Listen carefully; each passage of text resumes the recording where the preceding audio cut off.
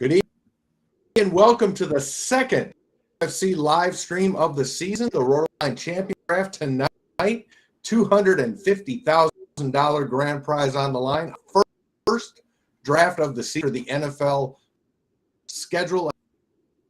We've got all the bye week right now. We know where everybody's playing, when everybody's playing. We got all that done. So it's going to be a lot of fun tonight. Our special guest this evening, Nelson, is here. He is taking part in this draft tonight. He will be picking fourth, so we'll get to pick his brain as well as get his thoughts on how all of the drafts going tonight. Nelson, how you doing tonight? Good about this draft? Good. Yeah, no, I'm excited. This is actually my first draft of the year. Well, you got the fourth pick. So obviously, you may or may not know who you're going to get.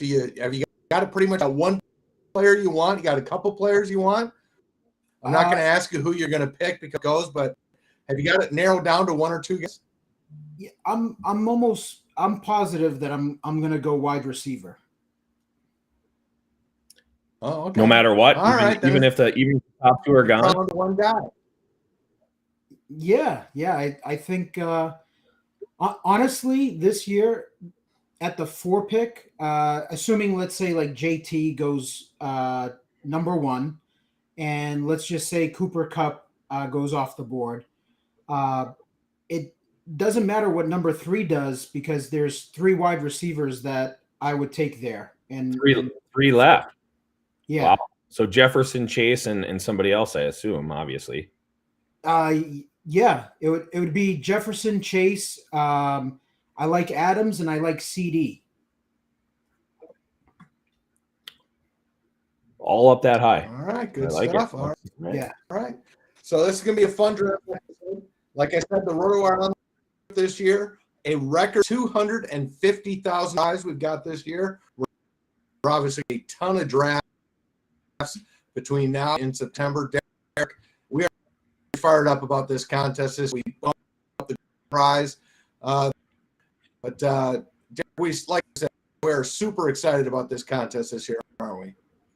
For sure. Looking at probably hoping for 4,400 teams, essentially. So, yeah, I'd say we're a little excited about it. We've upped the grand prize, $50,000. We slayed this contest at the end of last year. We every time we put one up in the last, 10 days, it filled with flying colors. So we decided to go up and make it higher, and we're gonna get the same results. It's gonna be great. I love this. This is my favorite contest. When I was still able to play, this is what I played. I had my last year I was eligible. I had 22 Rotowire Online Championship teams. So this is kind of my bread and butter. This is the one I love. The price point for me was right at that point, and again, like you said, now $250,000 grand prize. So let's go. Yeah, absolutely. So again, who may not know about this, the Rotowire Online Championship is a 12 format. So 20 rounds, 12 teams. We'll get through this draft over hours or so. I'm going to pop up the draft board here right there. We'll go through this. We'll be on the air for a little over an hour or so. Everybody's pick here will pop up. You'll see the draft board here showing up right there. There you go. The 3 of us off to all the picks will be showing up there on your screen. We'll start up a little under 90 seconds. And as every pick there, like I said, we'll be picking Nelson's brain as well, his picks. But we'll get Nelson's thoughts on the draft as well. And a lot of rookies in this class as well. Nelson, overall, what are your thoughts here real quickly? We start off on this rookie class. Are you excited about it in 30 seconds or so, or not overall excited about it? I actually think that it was kind of a weak rookie class this year, and I think there's a couple of wide receivers that landed in good spots, but overall, I'm not as excited with the whole group. Running back. That's kind of my thoughts on. I wasn't crazy about where. Yeah, I wasn't crazy about where the running backs landed. That was the big problem. All right, we are off and running here. Jonathan Taylor for no big prize there. You are on. All right, and Cooper Kupp goes second. Now that was That was Derek's wife's lovely player. For those of you who may not know that, That is my wife's voice the beyond deck. voice in our draft room. We're still trying for royalties on that and got nothing for that yet. So we'll see. All right. So Jonathan Taylor goes 1. Cooper. It'll either be Christian McCaffrey at 3, I would think, and Eckler at 3, unless we get a surprise pick. And there goes Austin Eckler. You are up. All right, Nelson. I'm going to go with Justin Jefferson. I could have gone with Jefferson. Yeah, I felt pretty comfortable with. There's 3 other wide receivers that I could take here this high, but I like Jefferson the most. What Nelson? What distinguishes Jefferson from, say, Jamar Chase, who's obviously ultra talented as well, versus like you said, CeeDee Lamb or Devontae Adams in a new spot with the Raiders? What makes you take Jefferson over those other guys? First draft, being that it's your first draft. Just being my first draft, I think it has more to do with the schedule, which I only had a quick couple of minutes to review. But Cincinnati Bengals schedule is kind of tough during the shootout. And being that this is an overall contest, I do pay attention to those weeks. Okay. Yeah. Obviously, and he's talking about 16, 17, and 18, where you need to make the playoffs first. Or excuse me, weeks 15, 16, and 17. We don't use week 18, but yes, you need to definitely qualify. You got to get in, but you're right. It's an overall contest. Take your average from the first 14 weeks. That's your first score, and you add them to the last 3 weeks. So again, yes, definitely part of this contest. Yep.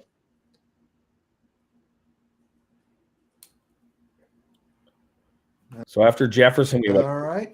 Tom, after Jefferson, we had Christian McCaffrey, 5, Derrick Henry, 6, Jamar Chase, 7, Najee Harris, 8, Dalvin Cook, 9.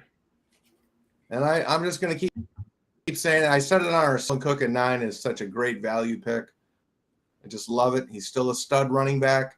Derek, you know that, obviously, being a Minnesota guy. I love the value on Dalvin Cook. I understand why he's going there. Yeah, it's just great value for a talented guy. It is, and it's hard to, but as much as you saying it's a value pick, I mean, it's hard to argue anyone, taking him over any of the 8 guys who went in front of him. You can make an argument for every single one of them. So it's 9s might not be a bad spot to pick this year. Here, you know what I mean? Exactly. No, I completely get why he's going there, but again, like you said, it just could be a prime drafting spot this year. And there we go with a couple of wide receiver start, which is very typical in the NFFC. Devontae Adams and Debo, 12 and 13th overall.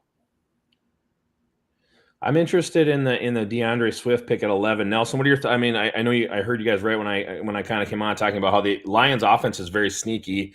The fact that they have Jared Goff doesn't necessarily help things. But what are your thoughts on Swift this year? I'm having a little bit of trouble trying to place him. I mean, I know he's going to be, between 10 and probably 15, 16, but I don't know exactly where to take him at this point. What are your thoughts there?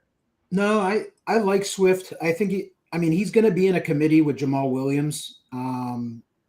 Williams is a pretty good player himself, but I think you saw the talent where Swift doesn't need too many touches to be dynamic and to score well in fantasy. So I like everything about that offense except Goff, but I'm hoping that Goff can kind of turn it around and just be manageable this year with all the weapons that he's got. All right, let's let Nelson think about his pick. He's a couple away. I literally said on our Sirius show last night from the 9 hole, you can start off with Dalvin Cook and Alvin Kamara, and that's what team number 9 did. I love that start. People are running scared of Alvin Kamara. Team 9 did not do that. Team 9 may be winning this draft early. Just going to say that. No offense, Nelson. You're doing well with Justin Jefferson very well. Sure. Team 9, Dalvin Cook, Alvin Kamara. That is a fantastic start. Yeah, I mean, it certainly can be. I mean, nothing's guaranteed at this point. But yeah, yeah, I mean, same thing with Najee Harris, Leonard Fournette, like that start as well. Double running backs there too. Yeah. So. Yeah, Lenny obviously had a great year last year. All right, Saquon Barkley in the second round. Give us the thought process there, Nelson. For this year, like there's a bunch of running backs that were available and that got taken just before me. I like all those guys. Like I like Alvin. I like Fournette. I like Barkley. There's a couple other guys that haven't gone yet, so I'm not going to name them. Just going to mix it up. I'm going to be doing a ton of these this year, so I'm going to want to have different exposure, different type of builds. Next draft, there's not much to read into it really this early. Next draft, you're going to see me take Jefferson and a totally different running back. I just want to mix those guys up that I do like. I hear you. I've been a big Barkley guy for forever. I mean, he's kind of like my Mahomes of running backs. Tom's not a big Barkley guy. Doesn't believe he can stay healthy. So Tom will have no Barkley this year because he won't draft him early enough to actually get him. But I agree with you, Nelson. I need to have some Barkley this year because to me, he's still one of the top 2 or 3 most talented running backs on planet Earth if he's healthy. It's just I've seen him there. You can't tell me that he's not. So I love that pick. Pairing him with Jefferson, I would sign up for that 99 out of 100 times. Yeah. So to me, last year he was a fade of mine. I wasn't on Barkley. He was coming off the surgery. The offensive line hadn't been improved in the offseason. So he was a guy that I was avoiding. But this year, I feel like they've made some effort, surround him with some weapons. If Daniel Jones can take a step up, I actually think that at one point during the season, it was that Cowboy game where he, on a freak accident, he twisted his ankle, and then he was never the same, when he came back from that. But you saw a glimpse of him kind of turning that corner where he was starting to get healthier from, the off-season surgery. Yep. All right. Breece Hall, our first rookie off the board, 25th overall, first running back for Team 12, who went with the 2 wide receivers to start. Got several teams going old school running back, including Team 3 with Austin Eckler and Aaron Jones. Team 8 just goes 3 running backs in a row because Cam Akers just falling way too far. I'm not sure I would have gone with 3 running backs, but you can't let Cam Akers just keep falling this far, people. I'm sorry. He was one of my options in the second. Yeah. He was the 12th overall pick last year. And again, his situation is absolutely the same as it was a year ago. And he's going 29th overall now. And let's not forget Javonte Williams just went 24th overall. I mean, in our DCs, he's been pretty much a first round staple. He's absolutely falling because Melvin Gordon is back. Well, we understand that, but I mean, there was always going to be someone there with him, no matter what. But it's Melvin. People are running scared because Gordon's back, and it was a 50-50 split a year ago. Yeah, I get it, but I'm just saying that's the reason. I love Javonte Williams, but that's the reason. Yeah, it's completely different than our DCs though, where he's still going first round. I mean, people are still drafting him in the first round right now. We've known the Gordon signing for weeks now. So I like the pick. I absolutely would take him there. To pair him with Jonathan Taylor, that's a great pick. Yeah. No, I would let him. We're in a sharp draft. I actually think that there's been a lot of good picks up to this point. Boy, 2 teams with 3 running backs. You don't see that very often. But again, guys aren't letting values go. I mean, Antonio Gibson falling to 32. Akers, obviously, 29. People just aren't going to let guys fall. Jalen Waddle falling to 33 overall. Now, he's obviously falling ever since Tyreek Hill went there. Walk us through your thought process there, Nelson. Good chemistry with Tua and had a really great rookie season. His skill set, I think, he can actually improve on that. With Tyreek there, it takes some of the targets away, but it takes some of the defensive attention away. And what I noticed was there was a lot of manufactured touches all around the line of scrimmage with Waddle last year. And if they start using him a little bit more on slants and some deep corner routes, I think you could see some more explosive plays out of him. All right, so that's 2 running backs with your first 3 picks there. Or excuse me, 2 wide receivers. My bad.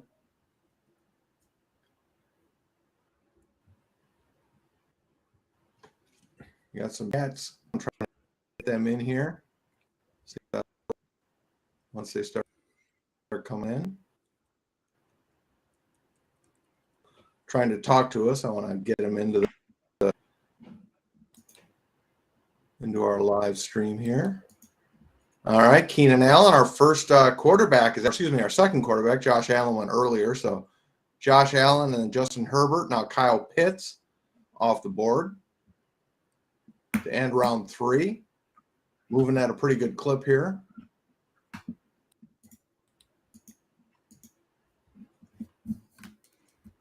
There we go. Comments coming in.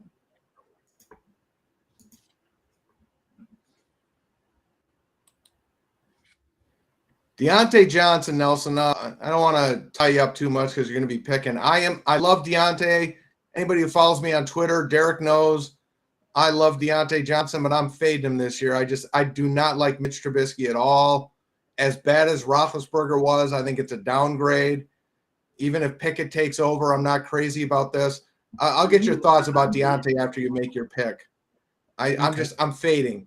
Yeah, I'll let you make your pick here in a little bit. Then I want to get your thoughts about Deontay after you make your pick. Yeah, it's a tough spot right there. That's where he's going though in basically all these OCs so far. We're an OC number 4, and I feel like he's gone to team 1 every time. I might be off, but I feel like he goes right on that 3-4 turn every time. Yeah, I take McLaurin over him. I love McLaurin. I don't think I could take either of them at that point. But again, if I'm picking there, like there's no chance if I'm sitting at that 3-4 turn and Mahomes is sitting there that he's going by me. I mean, that's me. You know my love for him, but there's no chance I would let Mahomes fly by me at the 3-4 turn. All right, you're Deontay first, Nelson, and then the Pittman pick. I think Big Ben is a good quarterback, but we saw the last couple of years, he was kind of a shell of his former self where, I don't know, man. I actually think Trubisky and Pickett could be an upgrade over Big Ben. So Deontay Johnson is definitely going to be a guy that you're either going to love or hate him, probably. I'm going to be probably in the middle, and I'm going to have probably like decent exposure to him. I'm not fading him. I still think that he could perform with those quarterbacks there. All right, then your pick, Michael Pittman, obviously a talented guy, and gets Matt Ryan now at quarterback. Your third wide receiver in the first 4 rounds. Is this what you wanted to do in your first draft with Barkley there, to get 3 wide receivers in the first 4? I didn't come in with a plan as far as to draft it this way, but even going back to last year, this is my preference. First 4 rounds, grab a running back that I can hang my hat on. And then I usually like to rattle off 3 or 4 wide receivers after that. Yeah, I remember a lot of your drafts last year, Nelson. You had a lot of yellow up top. I mean, sometimes even as many as 6 in the first 8 picks or so. Again, worked out well. Nice ROI for you last year. So again, these can go a bunch of different ways. I love watching just how everyone the thought processes, the roster builds, the different changing of guys that draft a lot. It's all fascinating to me. Yeah. It didn't pan out at the end of the season, obviously, because in the shootout you got to have the right group of guys that get hot at the right time. But overall, it was my best season at the NFFC. I had a record number of online teams make it into the playoffs. So I was happy with it overall. For sure. And then we all know last year's winner, Billy Wazowski. We all know and love Billy. He had the Jamar Chase Joe Burrow combo last year. That's basically what it took. Yeah. All the teams that were there at the end had those guys, and then he had Najee Harris basically won it for him on Monday Night Football in Week 17. So you're definitely right. You gotta make sure you get in. That's the most important thing. I mean, we've had, and what I've seen in the last, however many years, it's not the team that is winning going in, right? You take your average score from weeks 14, but that's everyone's within one big play of each other once you get in. So it really is about those last 3 weeks and the guys you have and the guy that gets hot. That's what's so fun about this is like just you do everything you can to get in, and then anybody can win. Yep.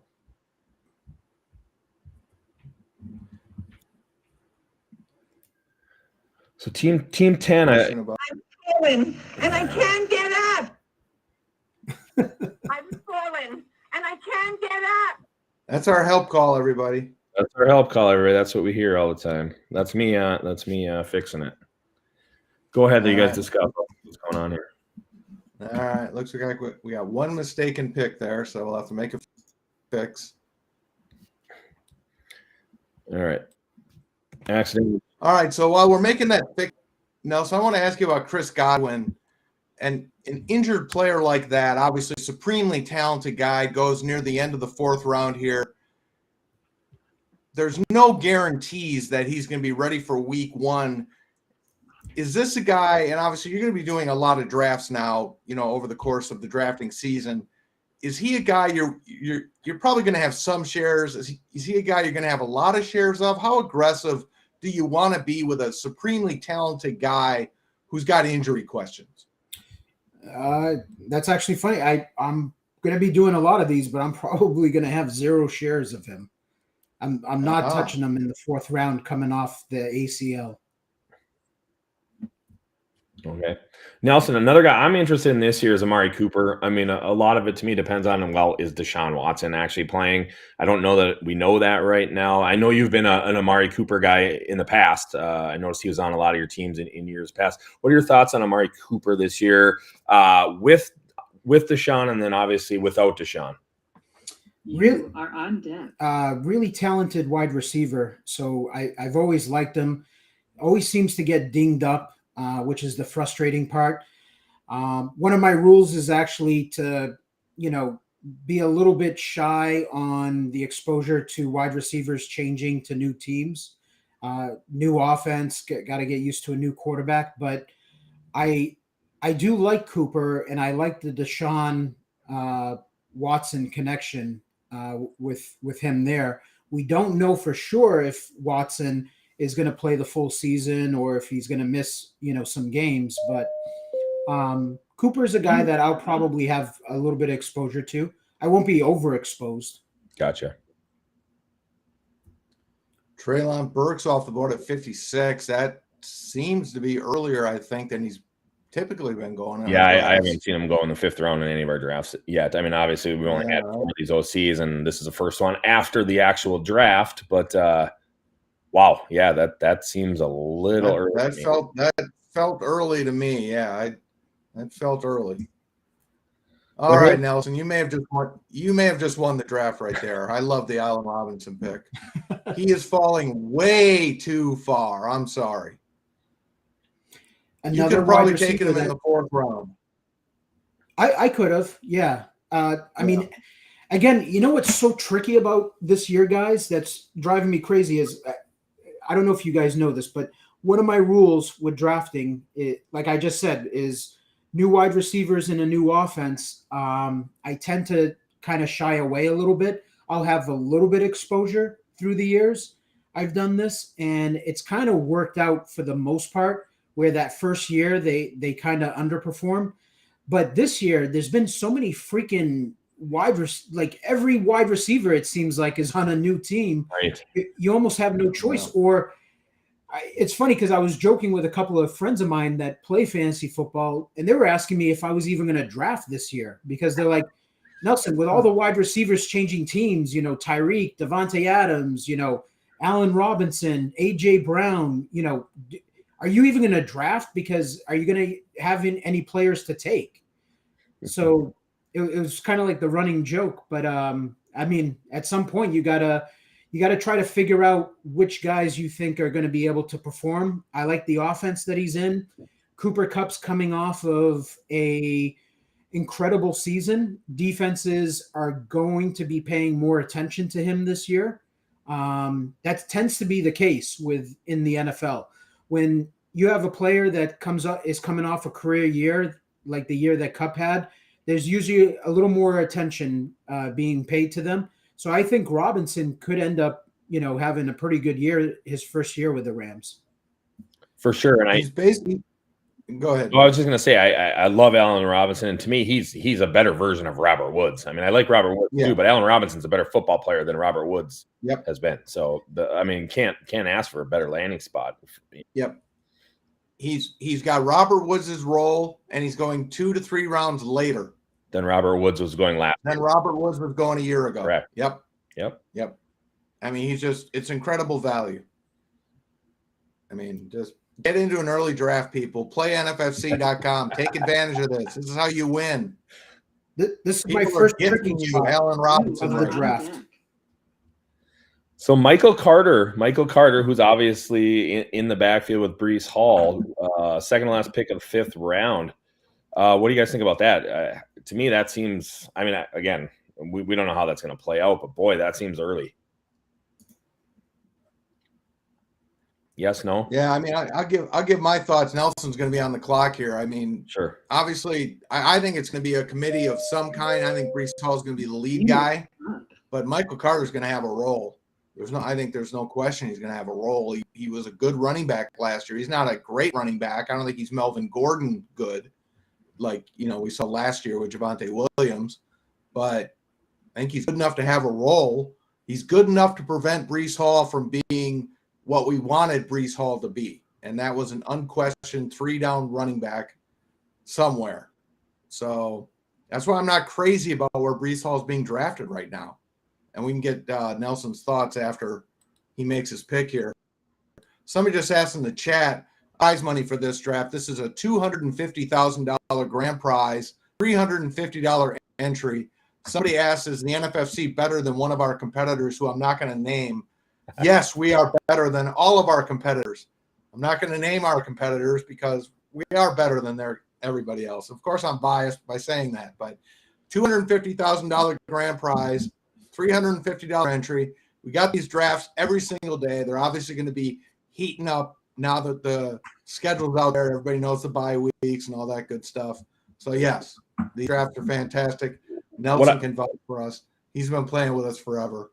What I will say real quick on that is when you play high-stakes fantasy football, stuff needs to matter more. We have quarterback passing touchdowns at 6 points versus 4. We have a 3rd-round reversal, which is absolutely necessary in football.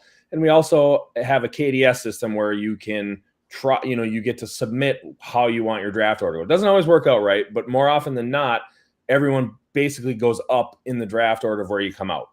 You know what? You can't go down. So you pair those two things together. The high, the quarterback scoring needs to be important in fantasy football. So again, yes, we're biased as hell, obviously, but I'll let Nelson chime in on his, not only his pick but also that. No, also, I want to say, sorry, Nelson, for interrupting one. Go ahead. Because it's popped into my head. As far as prize money goes, we reward you in the regular season if you do well. We don't just if you do well in the regular season, even in a test like this where it's all everybody's playing for that big prize money at the end of the year, $250,000. If you do well in the regular season, you're going to get prize money. We make sure that if you have a good regular season, you do well. For example, if you lead the entire contest in the regular season, you win prize money in that contest. So it's about doing well. We reward good teams in the NFC. It's not just about the big prize at the end of the year, although that's fantastic if you win it. We know that's what everybody's playing for. But we want to make sure you're rewarded for doing well in the regular season too. All right, Nelson. Miles Sanders. Hey, we all know the deal with Miles Sanders. Terrific talent. Can't stay healthy, but he is a terrific talent. And there's nobody really challenging him in that offense. Maybe Kenneth Gainwell a little bit, but I think he's fallen a little. I think people are sleeping on him a little bit. You must. Yeah, I'm actually I like him this year. I think he's kind of like that post-hype kind of guy that he got hyped up the last couple of years. I thought he was in for a breakout year 2 years ago, and he ended up busting. I don't know. I think this year could be that year. Like you said, there's not really too much challenging him. We've seen the coaching staff want to mix in the other running backs, but I still believe in his talent. I like the offense that they're putting together over there in Philly. So, yeah, I think 6th round is a fair price to pay for him. Yeah, I think the draft cost right now is certainly worth it. I was high on him last year too, but you were paying the price for him last year. This year you're not. So, where you're buying him now you got him as your RB2 because you loaded up on wide receivers, but in the 6th round, he could be an RB3 for a lot of people. So a flex guy. So at that price, I think, why not? I think it's a great price to pay in the 6th, 7th round, which is where he's typically going right now. So I could have gone many. That was actually, that pick there was the first kind of tough pick because I could have gone in a couple of different directions. There was some other guys that I liked that went right after. So it was kind of a little tricky spot. But as I do a few more of these, I'll get a little more comfortable and, things will start clearing up a little bit. Yeah. Yeah, go ahead. No, I was just going to say Thielen and Kittle, Bateman, all good. Waller, all good picks after that.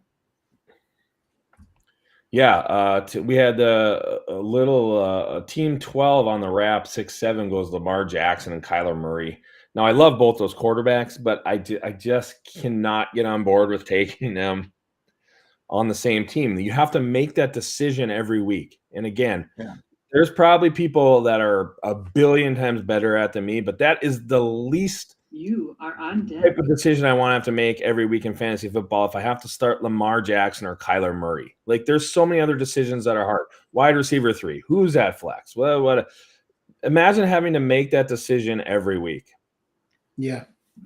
No, I'm not a big fan of it. Sometimes people do like price enforcing, where if they do a few of these, they're not happy that quarterbacks are not flying off the board. They feel like those 2 guys should have gone a lot sooner. And it's almost kind of like they get tilted and they kind of just, they fire off both guys. But I think when you're playing in an overall contest, this is not a confined league. I just don't think. I think you're hurting your team more than you're hurting the other teams in the league. Preaching to the choir, because they're not. Those 2 quarterbacks aren't going to price enforce quarterbacks. I mean, there was already 5 or 6 gone. It's just that's not going to work out. So I get 100% get what you're saying. It's not a confined league. It's not going to price enforce anything. And you wasted 1 pick on another wide receiver or running back or even a tight end, and you have to make that decision every week. And I don't think any of us are good enough to make that right decision every week on Lamar Jackson or Kyler Murray. No way. And I would say you're not penalizing anybody in the league because quarterback is so deep and it's 12 teams. So a 12-team league, everybody's going to have a good starting quarterback in this league because the quarterback position is so deep. Everybody's going to have 1 good one. So you're not penalizing somebody by taking 2 good ones. So you almost don't see any advantage. Yeah, I just don't. I don't see any pluses. You're almost hoping one of them gets hurt. That's not the right the team, right? Yeah, people do their own. Yeah, that's good. Exactly. We love all. I love them all. Let's talk about them and do. Right. Yeah, and to answer Mark in the chat, he said that Nelson not buying Kittle in the 6th round ? That was one of the decisions actually that I had there was between Kittle, Waller, and Hawkinson. And I rate those guys, all 3 of those guys, pretty closely. So I just decided I could have just picked off one of them. And that was one of the decisions I did have, was whether to go Sanders, whether to go a tight end there, or to go a quarterback, Lamar Jackson or Kyler. So that was my tough decision. So to answer Mark, I think that's that's a good price, You are on to pay deck. for Kittle there in the 6th round. So he was definitely in my thought process. Well, and you did come back and get your one of those tight ends you wanted, so it worked out for you there, at least with the tight end. And then a spurt of three rookies kind of right at the end there. James Cook, Sky Moore, and Isaiah Spiller coming out of the end of the 7th, early in the 8th. Nelson, what are your thoughts on Sky Moore? I mean, I'm a Chiefs guy. I'm a Mahomes guy, so I love the landing spot for Sky Moore. He seems to be going a little earlier than I would pull the trigger, and maybe that's just early season bias. What are your thoughts on Sky Moore? Yeah, he's definitely going to be the I think he's going to be like the summer hype guy this year. And that price is only going to get more expensive, I have a feeling, because of the landing spot and the offense that he's in. The Chiefs offense is not, it's a little complicated. Actually, I'm on the clock. Give me 1 second, guys. Yeah, for sure. Yep, go ahead, make your pick. So we've had 4 rookies actually go in a row: James Cook, Sky Moore, Isaiah Spiller, and then Drake London. So this is where we're kind of seeing that spot 7th, 8th round for these guys in kind of all of our drafts, the 25s, the 150 draft champions. That's kind of when you're seeing these guys go. So not a ton of surprise. Again, James Cook is the guy whose value is skyrocketing right now. I'm seeing it all over Twitter. Everybody is buying in on James Cook right now. I mean, yeah, I'm not feeling this. I like the landing spot for him, but I get the feeling everybody's just a little too excited about this. Yeah, I mean, if I play devil's advocate, the positive is that, okay, Singletary, Zach Moss, they're nothing special. And they tried to sign J.D. McKissick, changed his mind, went back to Washington, and the draft capital for James Cook, they obviously went after him. It wasn't like an afterthought. So those are the positives as far as James Cook potentially taking on a pretty big role with the Bills offense. And obviously the Bills offense is, elite, one of the elite offenses in the NFL. Right. The other part, the negative part, is that, yes, they did try to sign J.D. McKissick, who is a glorified third down, passing down back. And they went and added James Cook, who I think that's kind of his skill set. That's his upside, I believe. Right now in redraft, I think his upside right now is that of JD McKissick, where he catches a bunch of, passes, but Singletary was really good last season and to end the year. So I don't think James Cook is just he's not as supremely talented as maybe some people might think. And I don't think he's just going to run away with that job and take it away from Singletary. I think they're going to both be mixed in. So that's kind of like the negative part of throwing water into the James Cook hype. I think we've kind of replaced Zach Moss with James Cook. That's kind of how I look at it. I mean, I'm not talking about skill set. I'm talking about percentage. Basically, we looked last year at Singletary and Moss. Now we got Singletary and Cook. I'm looking at it. Yeah, it's going to be. I think that's right. It's going to be a split of some kind with those two guys. So Nelson, before you get back on the clock, and maybe we can talk about it after, but you're like Matthew Stafford 8. Obviously, you paired with Allen Robinson. In these contests, as I mentioned before, last year's winner had Joe Burrow and Jamar Chase. Is that something when you're grabbing a quarterback, you had some choices there, Stafford, Russell Wilson down because you had Allen Robinson? Does that change your mind on the quarterback, or do you just in a great offense and yes, I have Allen Robinson, or does have? No, 100%. I do look to try to I look at my wide receivers, my You tight are end, on deck. and I do try to stack with the quarterback. You are All on right, deck. we'll let Nelson make his pick, and note that Team 12 took his third quarterback, which we certainly don't see very often in the Rotowire Online Championship. I'll let Darik. I'll let you comment on that if you'd like. It's unusual, I think we can say. I mean, good luck. I don't know. I mean, the first two were tough enough, and what if Trey Lance is actually really good this year? Now you got to make the decision. It's not. I would like to clarify for the audience at home that this is not a Superflex contest format. Not a best ball contest. Not best ball. It's not Superflex. You're setting a lineup. So, I mean, Yep. Team 12 is a player that plays with us a have lot. super, I mean, I don't know what he's doing. we do have Superflex in the NFFC this year. For those interested do. who like the Yeah. format. Yes, we- All right, Nelson. All right. I'm going to ask you Yeah. about this guy that you just picked. Yep. I was a believer in this guy last year. Then he just couldn't stay healthy. Obviously, the offense was a dumpster fire. We know that. The quarterback was terrible. The play calling was worse. Sell me on Kadarius Toney, why I should believe in him at all.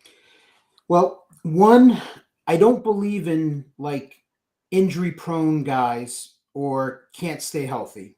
I look at it as if you play in the NFL, every player is injury-prone. It's just the sport that it is. For the eye test, I mean, I watch all the games, and to me, when he started rolling a little bit and they were getting him involved in the offense, he was electric. I haven't seen those kind of moves and, in the open field and making guys miss. And I don't want to hype him up too much and get too crazy. But he looked like Tyreek to me at times. So in the 9th round, 10th round, sign me up if I can get one of those guys. He doesn't have to be my starter. I'm looking for those kind of players that are electric. I'm not looking for like that veteran guy that's, going to get me 60 catches and be pretty boring. I'm looking for like the guy that could potentially be a league winner. And if he busts and ends up out of the NFL or suspended or injured, so be it. All right. He is electric. You live no question about that. You live closer out, live out in that area. What do you how truthful they are? Do you think there's anything to that, or on Toney? Everything I've heard is that he's there in Giants at Giants facility, showing up, learning the offense, going about his business. So as far as I'm concerned at this point, I'm drafting him like he's going to be a New York Giant, and Brian Dable's going to know how to use him. Gotcha. Three straight running backs to start round 10. Melvin Gordon, Ronald Jones, and then his teammate in Kansas City, new teammate, Clyde Edwards-Helaire, how the mighty have fallen. And I was just going to say that. We've seen Edwards-Helaire falling into, probably 6th and 7th round drafts, but I don't think I've ever seen Ronald Jones go ahead of him or in any draft at this point. As I said in our first live stream, I think I will have 0 season-long shares of CEH this year. I'll probably have some best ball shares because why the heck not? But season-long, probably 0 shares. I'm done. I'm out. Rondale Moore for Nelson there in round 10. I would assume he'll get an early definitely stung people, shot, if nothing else, Nelson, right? With DeAndre Hopkins suspended. I think that with Hopkins suspended for the first 6 games, that's actually going to help him get a jump start and build some chemistry with Kyler. So that's kind of what I'm betting on by taking Moore. And then once Hopkins is back, once you have that chemistry and that rapport with the quarterback, he's a talented guy. They drafted him for a reason. Obviously, they they envision how they can use him. It was frustrating last year watching him in that offense because he didn't play very much. And I think that, with some rookies, they come into the NFL and their heads are spinning because they're trying to learn the playbook and things are not coming natural to them on the field. So I think he was thinking too much out there and he wasn't really just going out there and playing football and using his talent. So the thought is, second year in the offense that we could see something, better than what we did last year. And it seems like this year that the slots kind of should be his, right? I mean, I know Christian Kirk played there, a bunch last year. So with Kirk being in Jacksonville, it seems like that's kind of his to own, at least to start for sure, right? Yeah, I mean, there is vacated targets there in Arizona. So no Christian Kirk, no Hopkins for the first 6 games. So like I said, who knows? Like, listen, we're in, May 12th right now. So we got a long way to go, but Rondale Moore might be my, in my starting lineup week 1, or, after week 1 and he puts up a monster game, he might just become one of my fixtures in my starting lineup. So that's just my style. I definitely gravitate to the younger, more, electric players with the nice skill set, speed, that kind of thing. So in a good offense. And then I have to see that there's a path to those targets, that, there's a path to not just, okay, they need an injury, but, I think with Moore, it's actually pretty easy going right at the beginning of the year with no Kirk and Hopkins. Yeah, and like you said, even after Hopkins comes back, he could get himself locked into a 3-receiver role there. So, I totally get that. Yeah, like let's talk about. No, I was just going to say they drafted him for a reason, and he is talented. Let's talk a little bit about the Week 1 NFL schedule. They don't mess around. I mean, let's be honest. Mm-hmm. They start Monday night, and let me say in Nelson knows this for sure, but in our NFL contest, all of our contests, the Thursday night game, which is now Buffalo and the Rams, it's a free look game. So last year we had Dallas and Tampa Bay. Again, I don't want to name names or whatever, but for in a draft like this where you're drafting now, Nelson, who's playing that Thursday night game. You got picks around 18, 19, 20. We all know we're going to flop guys in and out. Does that change now that you know who's playing? Does that change your picks in around 18, 19, 20 so that, if somebody, a third wide receiver, a tight end, maybe a second tight end on your team has a big game, are you more liable to draft them at this point? Are you looking at that, or does that not matter to you? No, 100% I'm looking at that. Like last year, I'll just make my pick quick and then I'll finish my thought. And let me explain that to everyone just as Nelson made a pick. Goes with McCole Hardman. Yeah, so it's a free look game. So we give everybody the opportunity to Thursday night game for years. We've just to have a free look. You don't have to set your.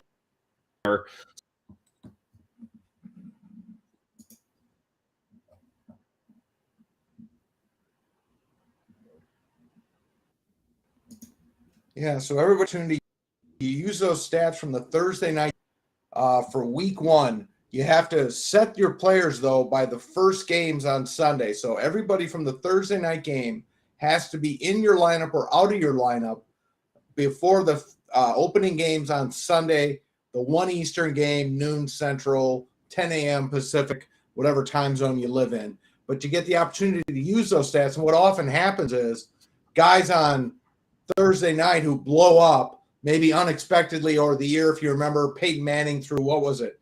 How many touchdowns throw that 1 year? I think it was 6. 7. 5 or 6. It was 7. Yeah, it was off. But yeah, so anyway, an expected player, like Manning or Tom Brady, can go off.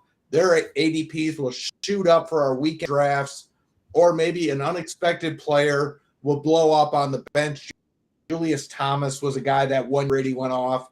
Their ADPs will soar up because people want to post points for week one. So that can change ADPs unexpectedly. So it's a great way to really change the drafts, make them more exciting, make it for a lot of fun. And like Nelson says, even now, this far out, you can be looking at guys late in the draft who may be wide receiver 3s on their rosters, right, Nelson? You could be eyeballing guys on those Thursday rosters. Maybe you're stashing them now because you never know what that Thursday night game could play out, right? Yeah, I definitely think that, like last year with the Cowboys and the Bucks, it was I was targeting, like I liked, the Bucks players. I liked Brady, I liked Godwin, Evans, Antonio Brown, and then I liked Dallas also. I liked Dak with CD and Cooper, and I had a funny feeling that game could end up producing some big fantasy scores. So I was trying to draft as many Cowboys or Bucks because I knew the prime times and any onlines that I did right after that Thursday night game, and then probably in some big leagues too. The confined leagues like the Platinum, I wasn't going to get any of those players because they get pushed up so far. On the clock, and then we'll talk about your last one as well.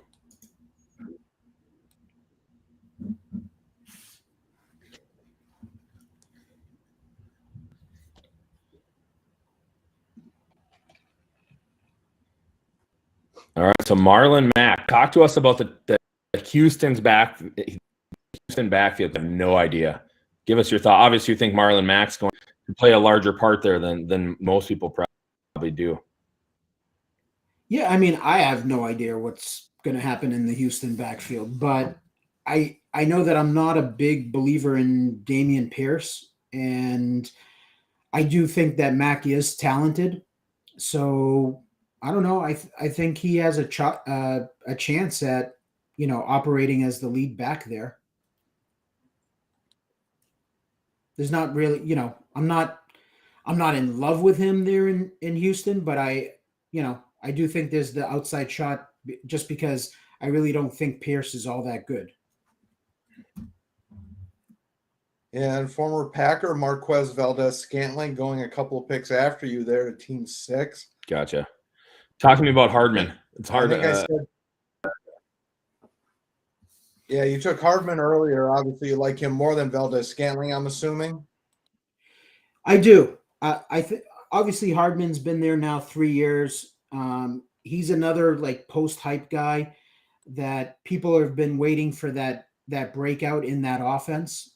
And I don't know. I think with Tyreek gone, you don't see it too often out of a wide receiver, the 4-year, breakout, but I think there's a chance that could happen.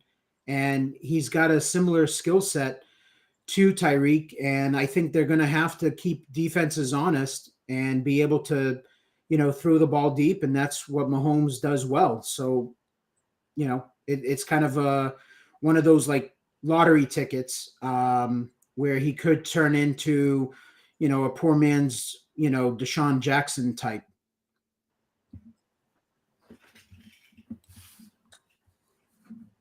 Yeah, now we're getting into this. Certainly getting to the point of the draft, I think, where everybody's shooting for upside at this point. You get your, like Nelson was saying, with McCole Hardman and Valdez-Scantling going in the next round. Guys like that. You're shooting upside at this point. Yeah, you've got your core at this point, essentially. I mean, you nowadays it's get your guys type, right? I mean, again, this is early in the drafting season, so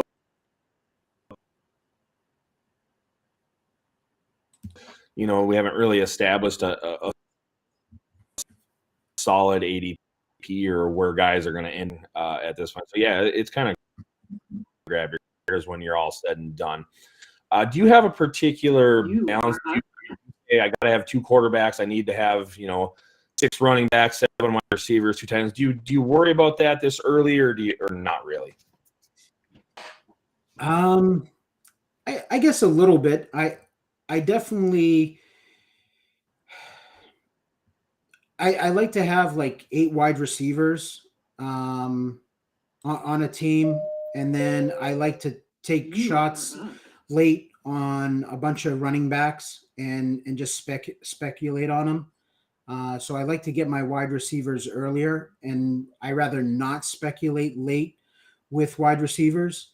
And then I've always been a 1 quarterback guy because I always like having that extra roster spot for like, a handcuff running back. But lately I've actually been taking 2 quarterbacks in drafts, but that's probably the one position where I will go naked and just stick with 1 quarterback. 1 second, guys. Yep. All right, let's let Nelson make his pick there. It's on the clock. We're in round 13. This draft is flying along at a really good pace. That's the nice thing about these 12-teamers. They tend to move along pretty good. I did like the J.D. McKissick pick it earlier in this round by Team 10. There's the Albert.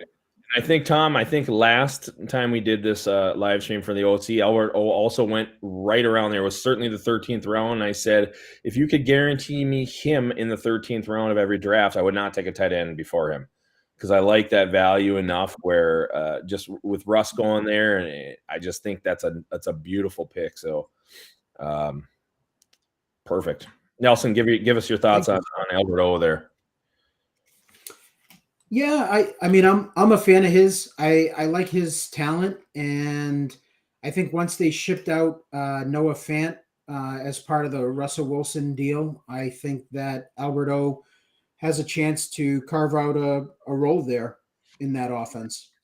And then obviously, we don't know what's going to happen with the whole Jerry Jeudy news that came out earlier today with him being arrested, and it's a misdemeanor, but he's being held without bail. It's I don't know. It's a total cluster F. Yeah. It doesn't sound serious, and I believe it's his girlfriend, right? If I'm not mistaken. And it didn't sound like she wants charges. So the only thing I would say to that is we never know how the NFL is going to hand out punishment with anything. They're so wildly inconsistent with how they do all that. So, but on the surface, I hate playing lawyer, but on the surface, it doesn't sound serious. And the fact that she seemed like she wants charges leads me to think it won't be anything serious, but I guess we should just, stay tuned. Yeah. Yeah. Until we know it. I mean, I remember Marshawn Lattimore was caught last year with a gun situation, and he never got any kind of suspension. So, that sounded a lot worse for Lattimore last year than what this sounds for Jeudy, if I recall the situation correctly. All right, in round 14, no defenses or kickers yet. This is typically where somebody will jump one of those. I always like to see where I'm a big Baltimore team kicker guy.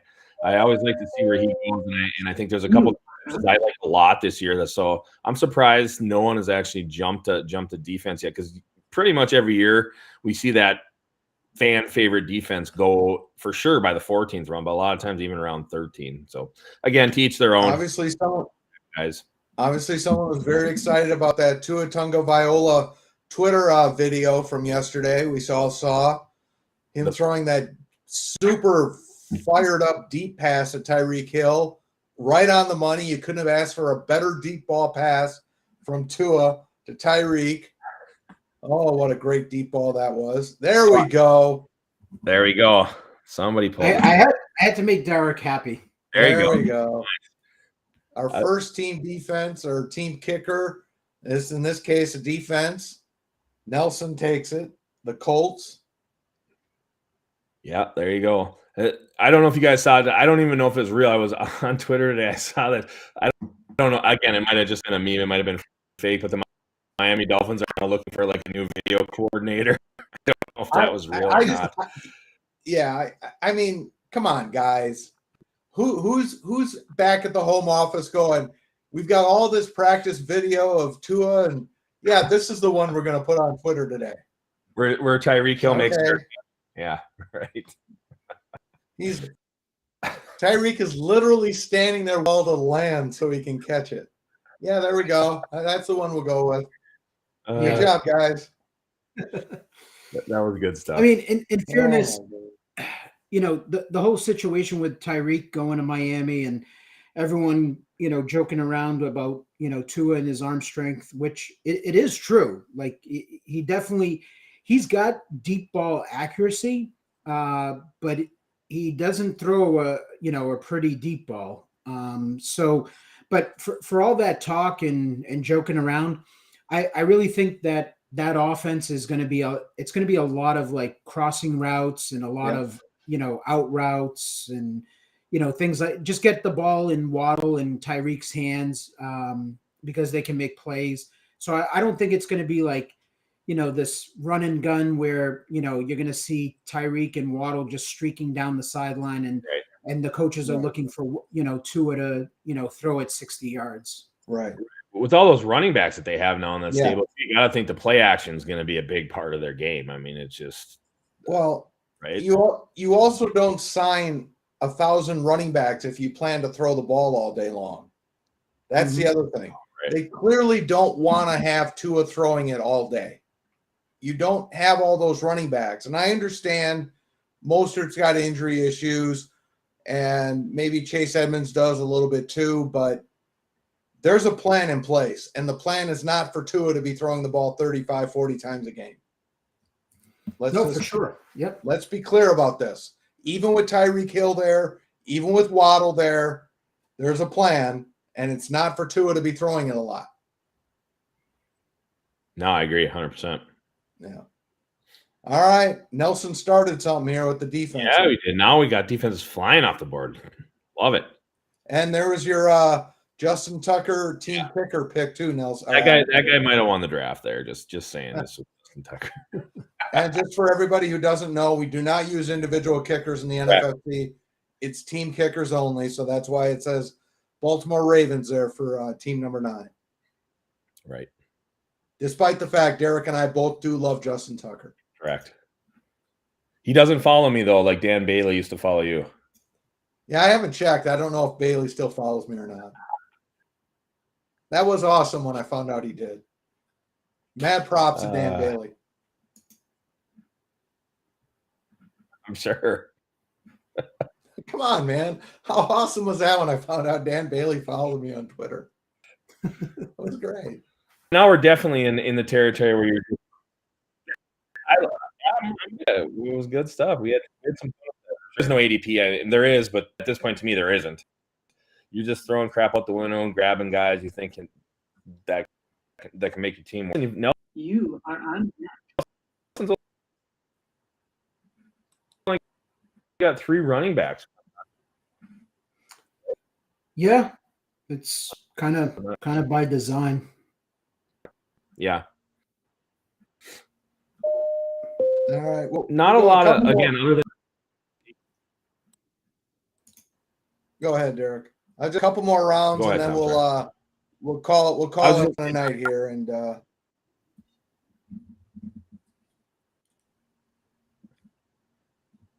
lot of surprises. And there's a running back. Nothing's really jumping. Team 12 went. Obviously, the 3 quarterbacks of Team 12 was a bit of a surprise, but not a lot jumping out at me. Talk to us about the San Francisco backfield situation. Another thing I have no clue on. Yeah, so just a draft strategy of mine that I use is if I'm fading a particular running back, I'm usually looking to take their handcuff backup. So I'm going to be fading Elijah Mitchell this year loved him last year. Ended up drafting him late in a few drafts. Ended up grabbing him. So like, as you know, Darik, you were facilitating a lot of my drafts last year, so you got to see kind of like how I built, teams, and it was always kind of like that one running back and then a bunch of wide receivers, and then I just, I was piecing my RB2 together and kind of punted for the most part in a lot of drafts. So Elijah Mitchell, once, he got the opportunity and he was available on Wednesday night in Fab, he made sense for a lot of my teams based on how I built them. So I was one of those guys that was going pretty aggressively and bidding, 500-600 plus to get him. So I was a big fan of his, and he helped out a lot of my teams and kept them in the running. But this year, again, he's a guy that I'm gonna avoid this year. He couldn't really stay healthy, although I don't use that against him, but it just seemed like he was always dinged up. So it's a good offense. You want to have a running back in the Kyle Shanahan offense if possible, and I'm gonna take the cheap handcuff guy. I'm not a Trey Sermon guy either, by the way. Yeah, I think a lot of people are off Neither that. is Kyle Shanahan. Yeah, that was pretty obvious last year. Yeah. You are on deck. All right, Nelson, we'll let you All right, make your last pick, and then I'll ask you one last question, and then we'll wrap this thing up, okay? All right. I think we can kind of out there. These are again the Rotowires. These are our basically our signature time, our kind of our second lower price contest, $350 entry, $250,000 grand prize. We also do 2:00 afternoon any day that we can actually fill these, and then later in the year they're basically on the even hours, so 2, 4, 6, 8, 10, and 11:55. You can get in these. Again, we're expecting probably 4,400 teams by the time we're said and done. So these fly off the shelves as we get going. Yep. Yeah, we're going to have a lot of fun with these contests. We're certainly going to be doing a lot of live streams throughout the drafting season. You're going to see Darik and I. You're certainly going to see Nelson again. Nelson, want to thank you for taking part. We don't want to take you away from this draft, but one quick question before I let you go. Your thought process on rounds of a draft, real quick. What are you kind of looking to do here in these final few rounds of a draft like this? Again, $250,000 grand prize on the line. What's kind of the focus here? Because it's not just about filling out the roster, right? Yeah. So, I mean, I consider myself like a high volume player. I'm going to probably have well over 100 teams again this year. And one of my things that I look to do, because I don't want to consume too much of my time on Wednesday nights for Fab, trying to stream defenses. So I always look to try to take what I consider, an elite defense. So I'll target that. And then the last few rounds, based on what my team looks like, how I put it together, I'm usually looking to just take a bunch of running back stabs late in the draft. And I'm looking for like high upside type of guys that if an injury occurs, I'm not necessarily looking for a guy that, this guy has a little bit of a role in the offense. I'm looking for a guy that, okay, if an injury hypothetically happens, I don't wish it on anybody, but if an injury happens, I could see this guy being a, RB1 or RB2. So that's kind of like the question I'm asking myself as I'm going and making these last few picks. All right. Sounds good. All right. Again, folks, the Rotowire Online Championship, like Darik says, we're going to have drafts, plenty of drafts. We got them going on every single day right now, 2:00 in the afternoon, 8 p.m. at night, 10 p.m., 11:55 p.m. Eastern, all of them. Sign up at playnffc.com. We're going to be doing a lot of these live streams as well. Check out our YouTube channel, subscribe. We got interviews, drafts, all kinds of great stuff there. Want to thank Darik for joining us. Thank Nelson for joining us. Follow us on Twitter. Follow us at the NFFC. Sign up, play in our contest. You're going to have a great time with us this year. Thanks again, guys. Good luck to everybody in our contests all year. Good luck to Nelson in this draft tonight for the rest of the way. Thank you all for joining us tonight. Good night, everybody. On deck. All right. Thanks, guys.